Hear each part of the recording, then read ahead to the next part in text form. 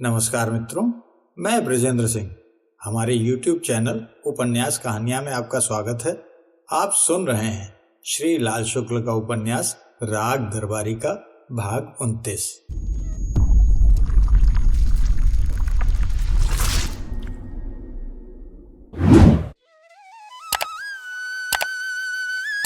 रुक्पन बाबू वैद्य जी और प्रिंसिपल के साथ शहर से लौटने पर दूसरे दिन बहुत उदास दिखे। वे जहां जहां गए और उस दिन वे अकेले कई जगहों पर गए ने उनकी उदासी को भांपा और उसका कारण समझने की कोशिश की, पर वे समझ नहीं सके। वास्तव में उनकी उदासी भारत की वर्तमान वैदेशिक स्थिति के सहारे समझी जा सकती है। वे इतनी कम उम्र में ही विद्यार्थियों के नेता बन गए थे। प्रिंसिपल उनसे डरता था, वैद्य जी उनका लिहाज करते थे। इलाके के उदीयमान शोहदे उनकी चाल ढाल, पहनावे और भाषण शैली की नकल करते थे। वे सामान्यतया अपने आप से संतुष्ट रहते थे, पर शहर से लौटकर उन्होंने दूसरे दिन अपने घर में देखा कि वैद्य जी और बद्री पहलवान लड़ रहे हैं।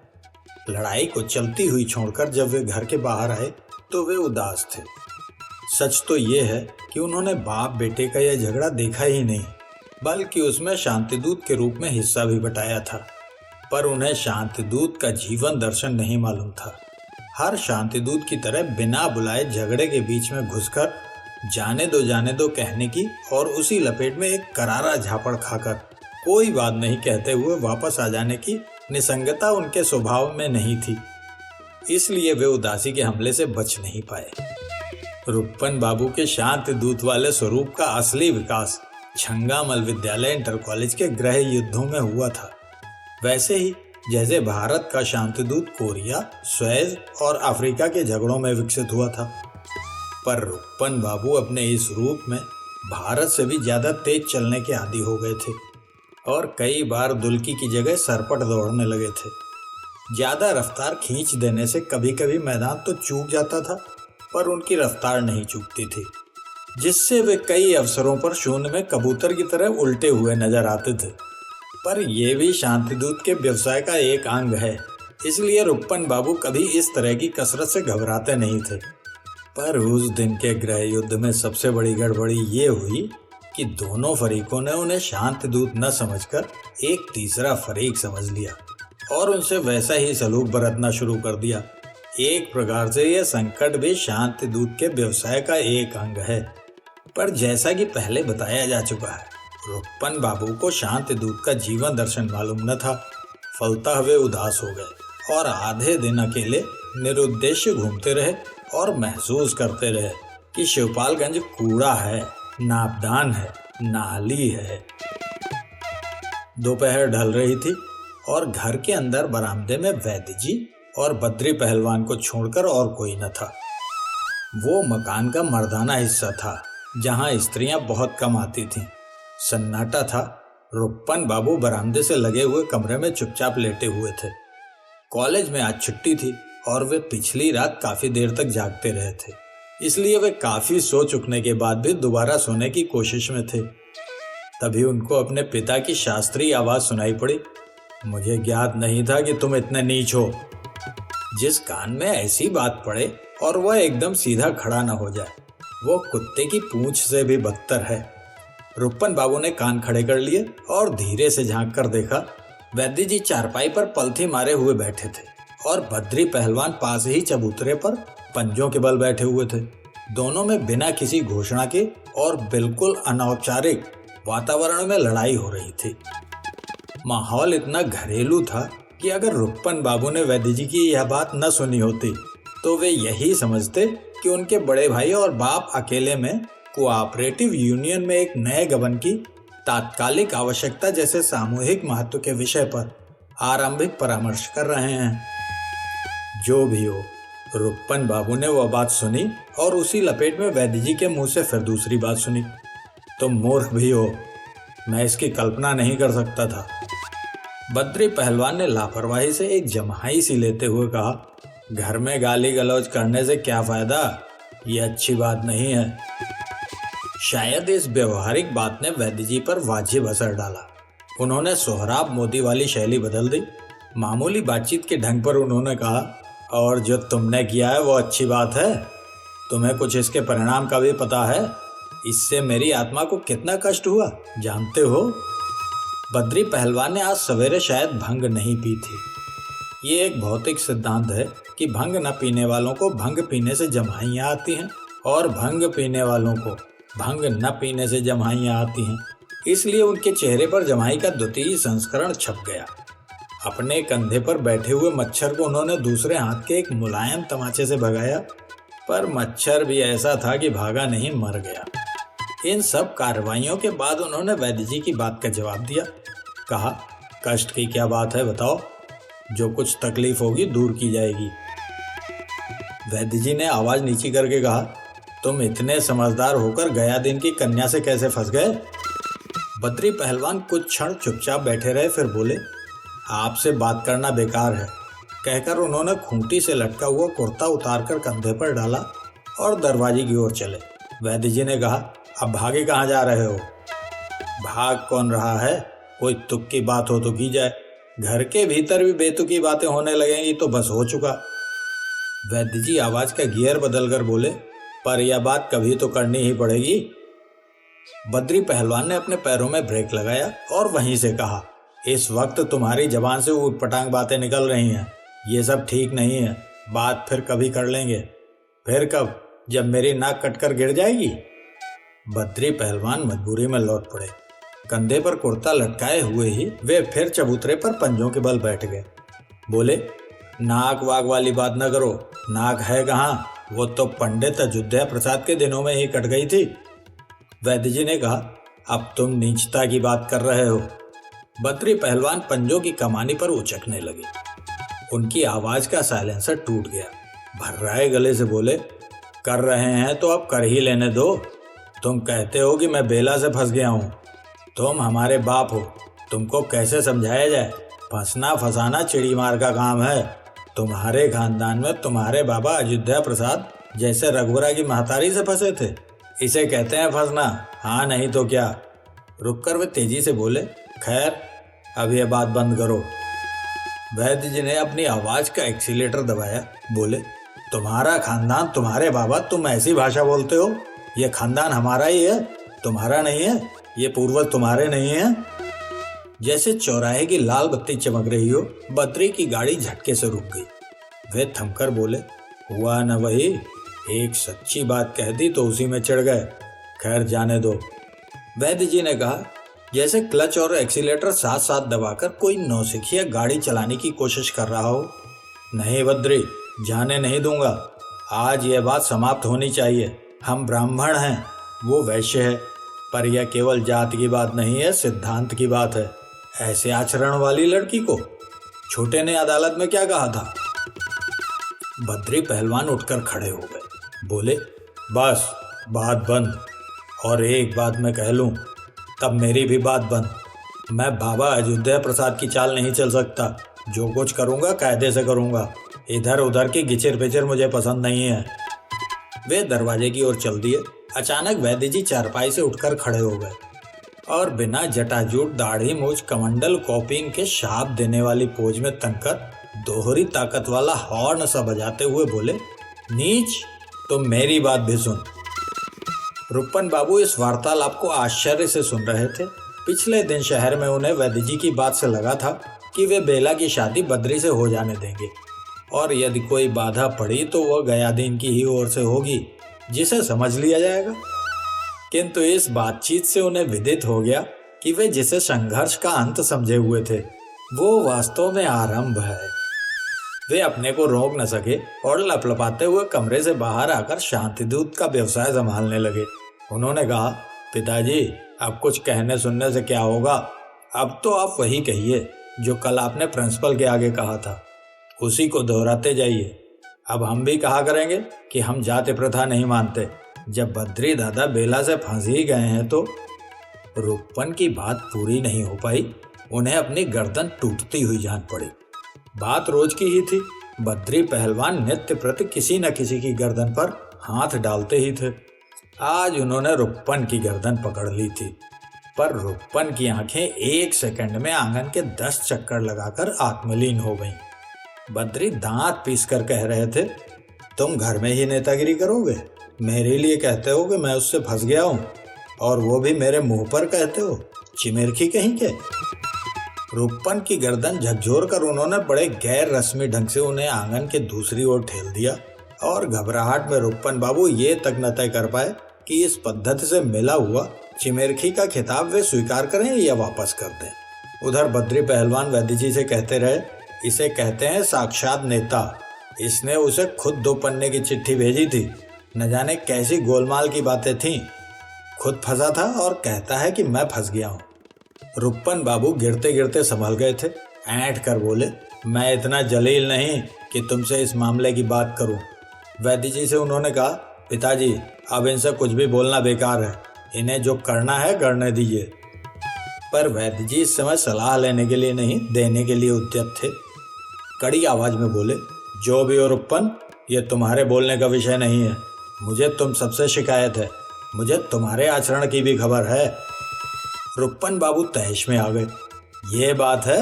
उन्होंने अपनी गर्दन को ऊंचा उठाकर सीना तानकर जवाब दिया, तो मुझे भी आपके आचरण की खबर है। लड़ाई का यह अंतिम दृश्य था। बद्री पहलवान ने व्यंग पूर्वक अपने पिता से कहा, सुना? रूपन बाबू झपट कर बाहर चले गए। वैद्य जी चारपाई के पास चुपचाप खड़े रहे। ऐसे मौके पर फिल्मी हीरो के बाप की तरह रंभाकर रोए नहीं। अपने भ्रष्टाचार की शिकायत पर कमीशन बैठा जाने की सूचना पाकर किसी बड़े नेता की तरह उन्होंने यह वक्तव्य नहीं दिया कि पहले भ्रष्टाचार की एक सर्वमान्य परिभाषा निश्चित होनी चाहिए। अपनी रचनाओं की खराब आलोचना पढ़कर टेक्स्ट बुक कमेटी की कृपा से लखपति बनने वाले किसी साहित्यकार की तरह वे अवज्ञा की हंसी नहीं हंसे। अपने आचरण के विरुद्ध इतनी बड़ी चुनौती सुनकर उन्होंने ऐसा कोई काम नहीं किया। वे चुपचाप खड़े रहे। उनके पेशे में जो सबसे आसान काम था उन्होंने वह तक नहीं किया। अपने मुंह से उन्होंने हे राम तक नहीं निकाला। दोपहर ढल रही थी। एक हलवाई की दुकान पर एक हलवाई बैठा था जो दूर से ही हलवाई से जान पड़ता था। दुकान के नीचे एक नेता खड़ा था जो दूर से ही नेता जैसा दिखता था। वहीं साइकिल का हैंडल पकड़े एक पुलिस का सिपाही खड़ा था जो दूर से ही पुलिस का सिपाही दिखता था। दुकान पर रखी हुई मिठाइयाँ बासी और मिलावट के माल से बनी जान पड़ती थी, और थी भी। दूध पानीदार और अरारोट के असर से गाढ़ा दिख रहा था, और था भी। पृथ्वी पर स्वर्ग का ये एक ऐसा कोना था जहाँ सारी सच्चाई निगाह के सामने थी। न कहीं कुछ छिपा था न छिपाने की जरूरत थी। दुकान पर जलेबी, पेड़े और गट्टे रखे थे। उन्हीं के बगल में शीशे के छोटे छोटे कंटेनरों में कुछ रूखे सूखे लकड़ी के टुकड़े से पड़े थे जो बिस्किट, केक और मस्क इत्यादि की परंपरा में बने हुए स्थानीय पदार्थ थे। जैसे शहर में वैसे यहाँ पर भी ये पदार्थ बता रहे थे कि पूरब पूरब है और पश्चिम पश्चिम है, और दोनों मिठाइयों की मार्फत शिवपालगंज में मिलते हैं। वहीं रुक्पन बाबू और लंगड़ भी मिले। रुक्पन बाबू लंगड़ को कुछ उसी तरह से देखते थे जैसे पहले दर्जे में सफर करने वाला तीसरे दर्जे के किसी ऐसे मुसाफिर को देखता है जिस पर बिना टिकट चलने का शुबह किया जा रहा हो।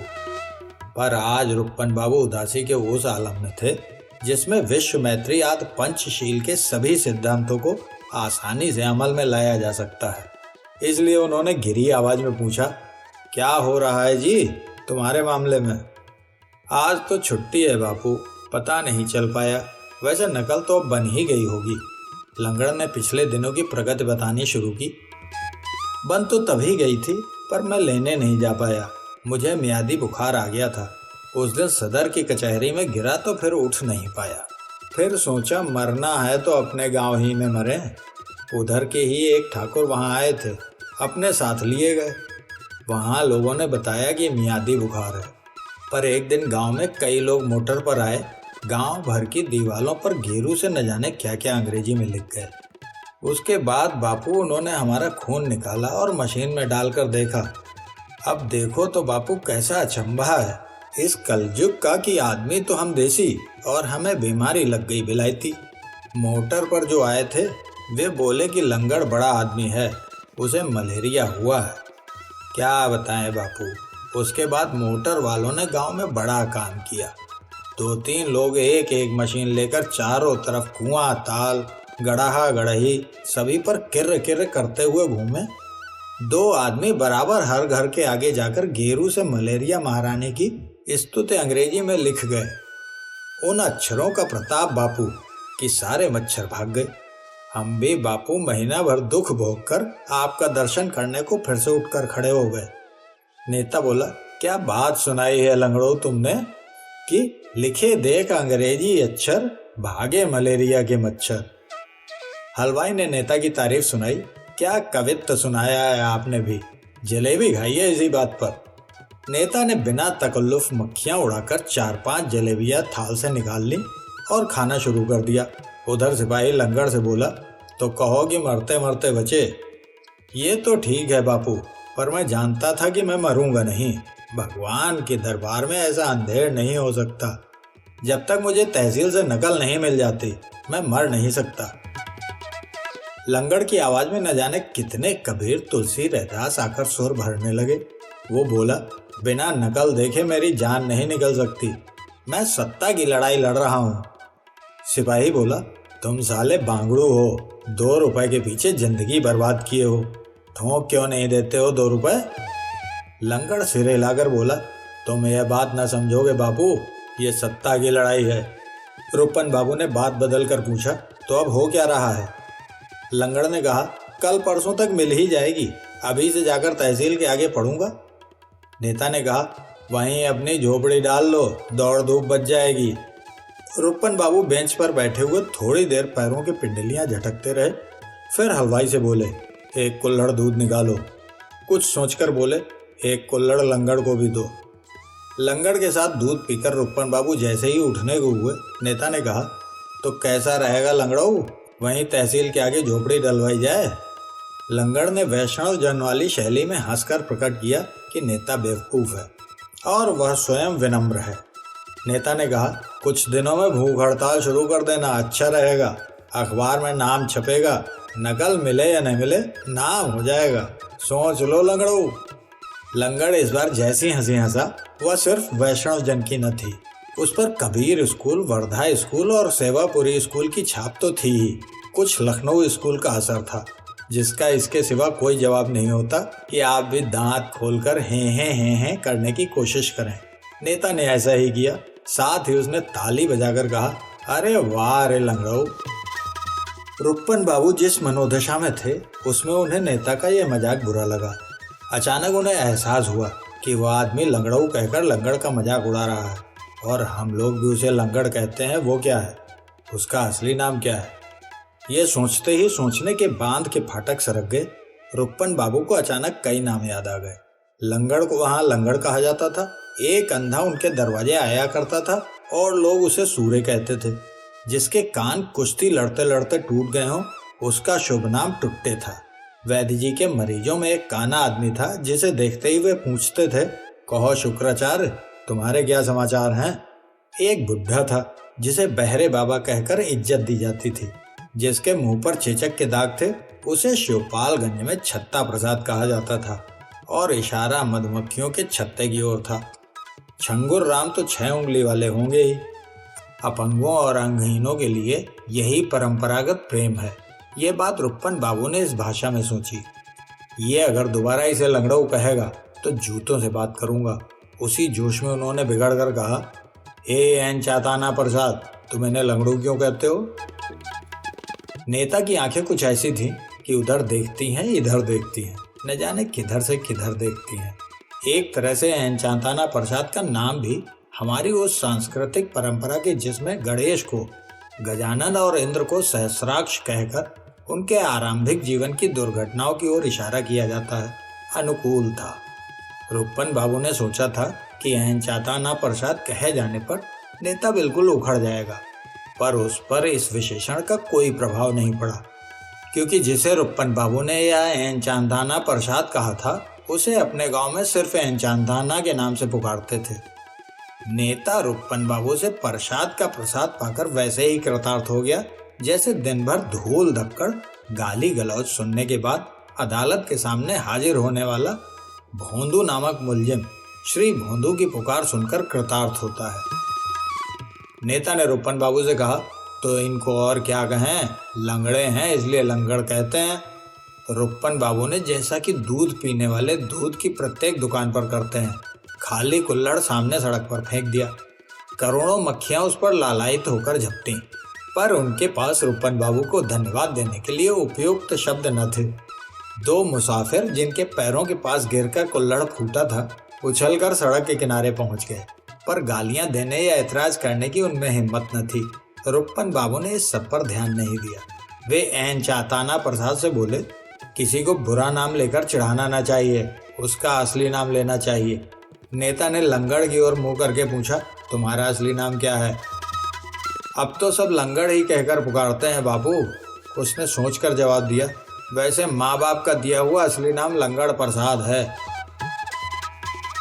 सभी मशीनें बिगड़ी पड़ी हैं, सब जगह कोई ना कोई गड़बड़ी है। जान पहचान के सभी लोग चोटते हैं। सड़कों पर सिर्फ कुत्ते, बिल्लियां और सुअर घूमते हैं। हवा सिर्फ धूल उड़ाने के लिए चलती है। आसमान का कोई रंग नहीं, उसका नीलापन फरेब है। बेवकूफ लोग बेवकूफ बनाने के लिए बेवकूफों की मदद से बेवकूफों के खिलाफ बेवकूफी करते हैं। घबराने की जल्दी में आत्महत्या करने की जरूरत नहीं। बेईमानी और बेईमान सब ओर से सुरक्षित हैं। आज का दिन 48 घंटे का है। वे आम के एक घने बाग के पास से निकले। चैत का महीना था और फसल लगभग कट चुकी थी। बाग में खलिहान डाला गया था। खाली पड़े हुए खेतों में सैकड़ों गायें और भैंसें इत्मीनान से घूम रही थीं और पड़ोस के कुछ खेतों की फसल को, जो अब तक कटी नहीं थी, मौज से चर रही थीं। चरवाहे बाग में कटी हुई फसल के ढेर के पीछे छिपकर कुछ बिना छिपे हुए पर बेतकल्लुफी से बैठकर जुआ खेल रहे थे। जुआ कौड़ियों से हो रहा था और सभी लोग इस सिद्धांत पर चल रहे थे कि इस दुनिया में आकर जितना लूट सकते हो लूट लो, क्योंकि अंतकाल में जब प्राण छूट जाएंगे तो उसके बाद पछताना होगा। जो इस खेल में लुट चुके थे वे प्राण छूटने का इंतजार न करके पहले ही पछताने लगे थे और जुआरियों के गोल से कुछ दूर बैठकर चरस पी रहे थे। चरवाहों में सिर्फ 2-3 सीनियर लोग थे, बाकी कच्ची उम्र के लड़के थे, जिन्हें सार्वजनिक सभाओं में देश के होने वाले गांधी और नेहरू, टैगोर और सीवी रमन बताया जाता है। जुआरियों की जफड़ी जमी देखकर रुक्मन बाबू चहलकदमी करते हुए उधर ही मुड़ गए।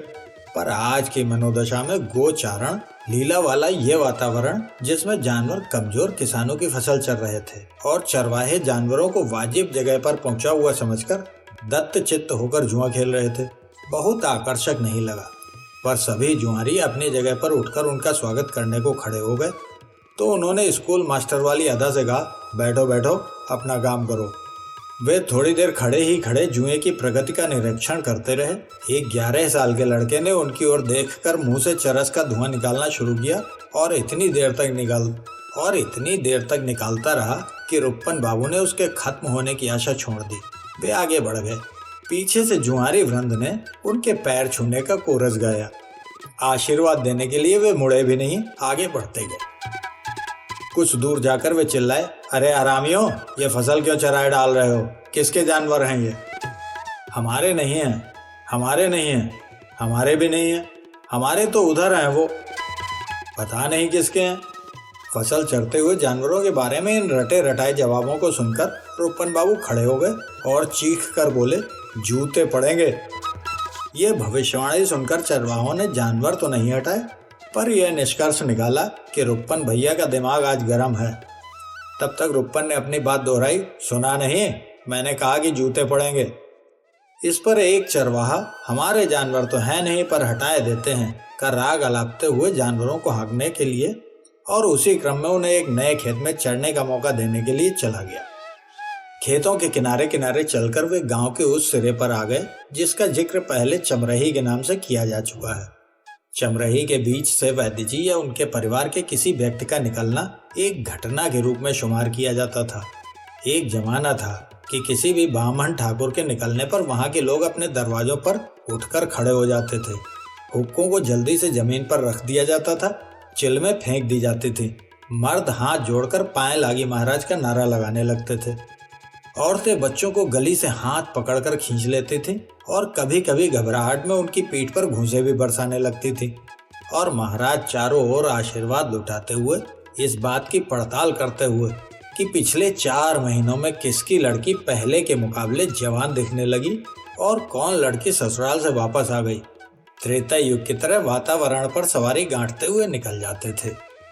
जमींदारी टूटने का यह नतीजा तो नहीं निकला कि चमरही गांव के भीतर समा जाती या वहां ढंग के 2-4 कुएं और मकान बन जाते, पर इतना तो हो ही गया कि किसी बामन के निकलने पर पहले जैसा गॉड ऑफ ऑनर न दिया जाए।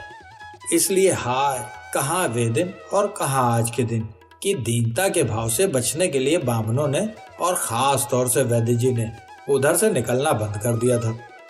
चमरही में होने का एहसास रुक्मन बाबू को तब हुआ जब उनके कान में 2-1 बार पड़ा, पाए लागी महाराज। जैसा कि अपने देश में कहीं भी देखा जा सकता है, एक आदमी अपने मकान के आगे चबूतरे पर यूं ही बैठा था। रुक्मन बाबू को देखकर खड़ा हो गया। वे बोले, बैठा रहे चुरैया, पुराने दिन लद गए। चुरैया ने, जिसका असली नाम चुरई था और निरर्थकता ही जिसके नाम की सुंदरता थी, कहा, पाँव लागी रुक्मन बाबू। अब पाँव वाँव नहीं लगा जाता, सीधी स्टिक डालने का वक्त आ गया है। एक लड़का धूल, काजल, लार, कीचड़ और थूक का बंडल के सामने खड़ा था। उसने उसे ठेल कर राहुल को भगवान गौतम बुद्ध की शरण में भेजा जा रहा हो। जा रे रुक्मन भैया के पाँव छू ले। रुक्मन बाबू ने उसे आशीर्वाद दिया। पूछा, क्या नाम है इस लौंडे का? चंद्र प्रकाश, यानी चंद्र प्रकाश। रुक्मन बाबू मुस्कुराए, बोले, चंद्र प्रकाश बल्द चुरई चमार, कहीं से बड़ा जोरदार नाम उड़ाया है। वे चलते रहे। चुरैया ने कहा, आज इधर कैसे भूल पड़े रुक्मन बाबू? क्या इधर से निकलना मना है? पंचायत का चुनाव तो हो गया, अब कौन सा चुनाव होना है भैया? रुक्मन बाबू कुछ सेकंड तक चुरैया की हिम्मत देखकर अचकचाए से खड़े रहे। उसके बाद दिन में पहली बार हंसे।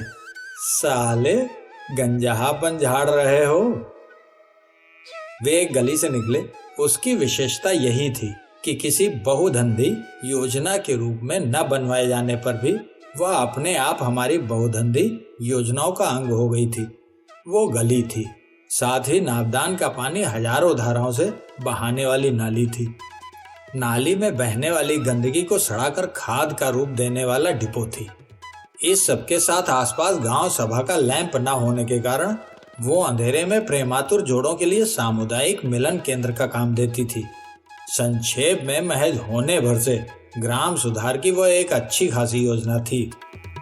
रुक्मन बाबू बिना नाक सिकोड़े गली के दूसरे छोर पर निकल आए। उसके बाद ही एक मैदान, फिर तहसील और थाने की इमारत दिखाई देती थी। उनसे कुछ ही आगे छंगामल विद्यालय इंटर कॉलेज के छप्पर दिखाई देते थे, जिन्हें वैद्य जी सिद्धांतवश या शांति निकेतन का नाम सुनकर हटने नहीं देना चाहते थे। गली के मोड़ पर एक आदमी एक बुढ़िया से मुर्गा खरीद रहा था। बुढ़िया कह रही थी, हमने पठान बाबा की कब्र पर मानता मानी थी, यह मुर्गा तो हम उन्हीं के लिए पाल रहे हैं। मुर्गा खरीदने वाला सचमुच ही मुर्गे के लिए बड़ा आतुर हो रहा था और सब तरह की आफतों को झेलने के लिए तैयार था। उसने बुढ़िया को समझाना शुरू किया कि पठान बाबा को तो सिर्फ मुर्गे से मतलब, चाहे ये मुर्गा हो चाहे वो मुर्गा। उसने ये भी समझाया कि मुर्गा बेचने के 2 तरीके हैं, एक सीधा तरीका और एक लात खाने वाला तरीका। उसने बुढ़िया को बड़ी भलमनसाहत से ये छूट दे दी कि जिस तरीके से चाहे उसी से मुर्गा बेच सकती है। उसने ये भी कहा कि हम मुर्गा खरीदेंगे ही नहीं, उसकी कुछ कीमत भी देंगे। रुक्मन बाबू ने चलते चलते उस आदमी को टोक कर कहा, कोई हाकिम आने वाला है क्या? उस आदमी ने जवाब में किसी को 10-20 गालियां सुनाई और उसी में ये आत्मकथा भी डाल दी कि वो सवेरे से मुर्गा ढूंढ रहा है। ये भूगोल भी डाला कि शिवपालगंज बिल्कुल फटीचर जगह है। जब लोग बोलते हैं तो लगता है चारों तरफ मुर्गे ही मुर्गे हैं, पर खरीदने चलो तो सब दरबे में घुस जाते हैं।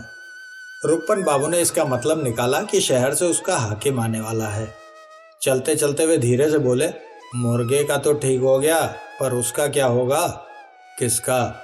रुक्मन बाबू ने एक इशारा किया, पर उस आदमी के लिए वो बिल्कुल अमूर्त कला थी।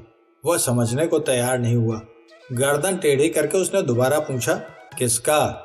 रुक्मन बाबू बोले, रामचन्ना की लड़की तो ससुराल चली गई, अब क्या करोगे? राम राम, आप भी कैसी बात करते हैं पंडित जी? उस आदमी ने रुक्मन बाबू को झिड़क दिया। थाने के बाहर कान पर जनेऊ चढ़ाए हुए, बनियान और अंडरवियर पहने हुए तंदुरुस्त सिपाही पेड़ों के नीचे कुत्तों की तरह पड़े हुए चौकीदार, टूटे कुल्हड़ों और गंदे भिनभिनाते हुए पत्तों और धुआं निकालने वाली डिबरियों से संपन्न मिठाई और चाय की दुकानें, चीकट लगी हुई तिपाहियां, सड़क पर घरघराते हुए नशेबाज ड्राइवरों के हाथों चलने वाले हत्याभिलाषी ट्रकों के कारवां, साइकिल के कैरियर पर घास जैसे कागजात लदे हुए वसूली के अमीन, तहसीलदार का बदकलाम अर्दली, शराब पीकर नाई की दुकान पर बिना मतलब झगड़ने वाला पंडित रामधर का बेलगाम बेटा, जिसे सप्ताह में 7 बार स्थानीय पोस्टमैन उससे भी ज्यादा शराब पीकर जूतों से पीटता है, कॉलेज की तरफ से आते हुए एक दूसरे की कमर में हाथ डालकर चलते हुए कोई कोरस जैसा गाते विद्यार्थी। सड़क पर रंगनाथ और प्रिंसिपल साहब आते हुए मिल गए। प्रिंसिपल ने कहा, खन्ना मास्टर का नया करिश्मा देखा तुमने रुपन बाबू? रुपन बाबू ने जवाब दिया, मैं खन्ना मास्टर के खिलाफ कुछ सुनना नहीं चाहता, सुनाना हो तो जाकर पिताजी को सुनाइए। प्रिंसिपल के कुछ बोलने के पहले ही उन्होंने रंगनाथ से कहा, चलोगे दादा? सनीचरा अपनी जीत की खुशी में भट्टी पर लोगों को फिर से छनवा रहा है। फोकट का सिनेमा देखना हो तो चलो, उधर से ही निकला जाए। प्रिंसिपल को फटकार देने के बाद रुपन बाबू की तबीयत हल्की हो गई थी। रंगनाथ ने कहा, मैं घर जा रहा हूँ। ठीक है, जाइए, मैं तो सिनेमा देखने जा रहा हूँ।